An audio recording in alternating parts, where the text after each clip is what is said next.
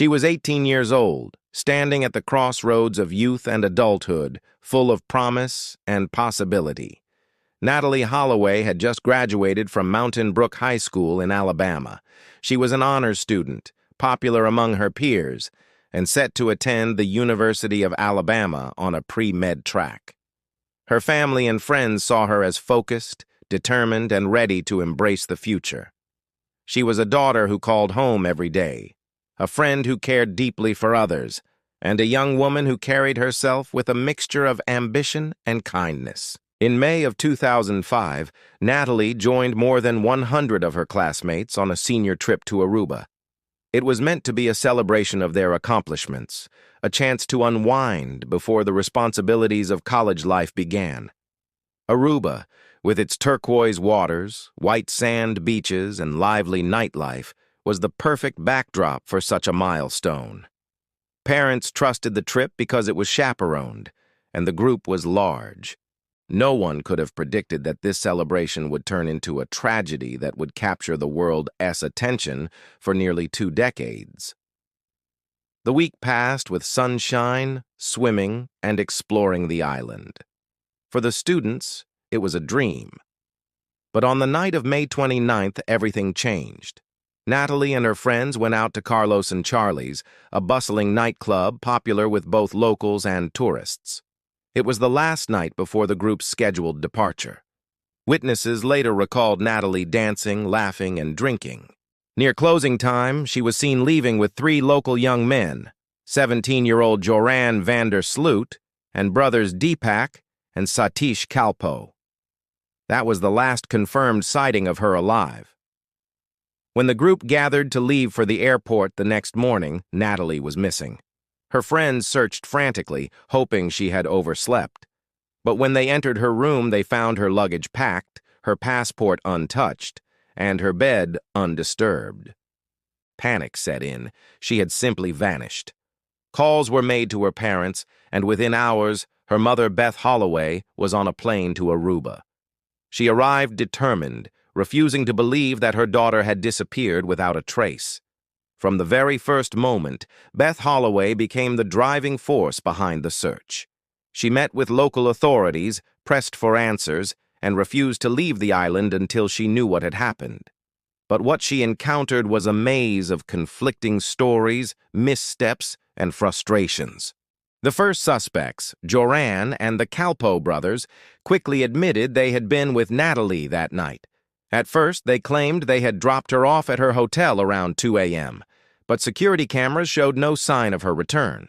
When questioned again, Joran changed his story, saying they had gone to the beach together and that Natalee had fallen asleep in the sand.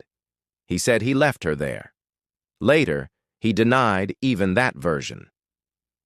The Kalpo brothers shifted their stories too, sometimes backing Joran, sometimes contradicting him. The island's police searched relentlessly. Volunteers scoured beaches, divers explored the waters, and dogs were brought in to search the terrain. Helicopters flew overhead. Every lead was followed. But nothing pointed to Natalee. No body, no clothing, no phone, no clue. It was as if she had evaporated into the night air. Meanwhile, the world was watching. The disappearance of a young American woman in a foreign country was headline news. Within days, Natalee's face was broadcast globally. News crews arrived in Aruba, reporters followed every development, and the case became a nightly story. People who had never heard of Mountain Brook or Carlos N. Charlie A.S. now knew every detail. The media frenzy was relentless, and the Holloway family found themselves both comforted by global sympathy and overwhelmed by the attention. Yet the investigation itself faltered. Aruba's small police force was unprepared for the scrutiny, and mistakes were made.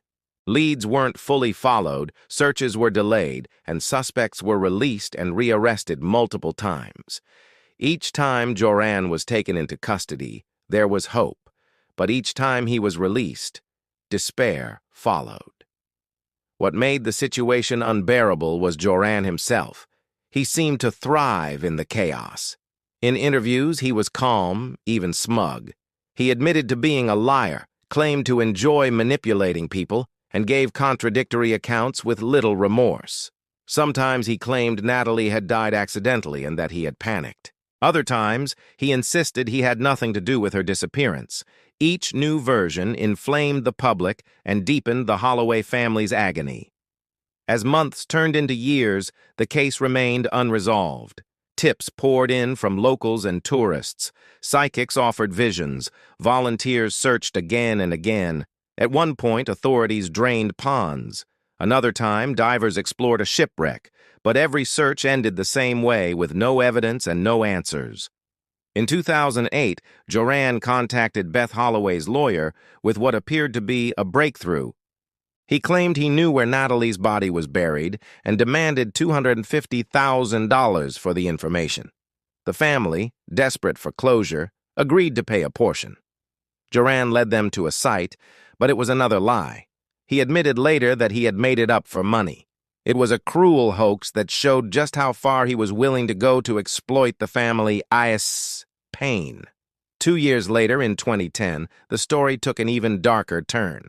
Joran van der Sloot traveled to Lima, Peru. There, on May 30th, exactly 5 years to the day after Natalee's disappearance, he met a young woman named Stephanie Flores. Within hours, she was found dead in his hotel room, beaten to death. The evidence was overwhelming, and Joran confessed. This time, there was no escape. He was sentenced to prison. The parallels were chilling. A young woman, taken on a night out, whose life ended at Joran's hands. For many, it confirmed what they had long believed, that Joran was responsible for Natalee's disappearance too.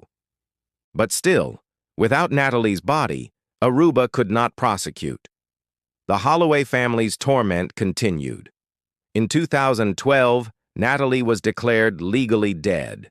It was a bureaucratic formality that brought no peace. For her family, there was no closure. To this day, they do not know where her remains are or what really happened that night. The case of Natalee Holloway became more than a personal tragedy. It became a cultural landmark, a case study in how media, justice, and human behavior collide. It raised questions about international investigations, about how families cope with uncertainty, and about the cruelty of those who hold the truth and refuse to speak it. Her story inspired countless documentaries, podcasts, and books. People around the world followed every twist, every false confession, every new theory. Even now, 2 decades later, the case is discussed as one of the most haunting, unsolved mysteries in modern history. For Beth Holloway, the fight continues. She has dedicated her life to helping other families of missing persons, channeling her pain into advocacy. She remains a symbol of resilience, of a mother who refuses to let her daughter's story be forgotten. Natalee's disappearance is more than an unsolved crime. It is a reminder of how fragile life can be, how quickly joy can turn to despair, and how darkness can lurk even in paradise. It is a reminder of the cruelty of lies, of the torment caused by deception, and of the strength required to face endless uncertainty. As the years pass, the hope of finding the truth grows smaller, but the memory of Natalee endures. She is remembered not for how she vanished, but for who she was. A bright, determined young woman with dreams that were never realized. She is remembered by her family, her friends, and by millions who never met her, but who know her story. The Holloway case will always leave questions that cannot be answered. Was she left on the beach? Was she harmed in panic and hidden in the sea? Did Joran act alone? Or did others help him? Only one person truly knows, and he remains silent, locked away, but still holding the truth.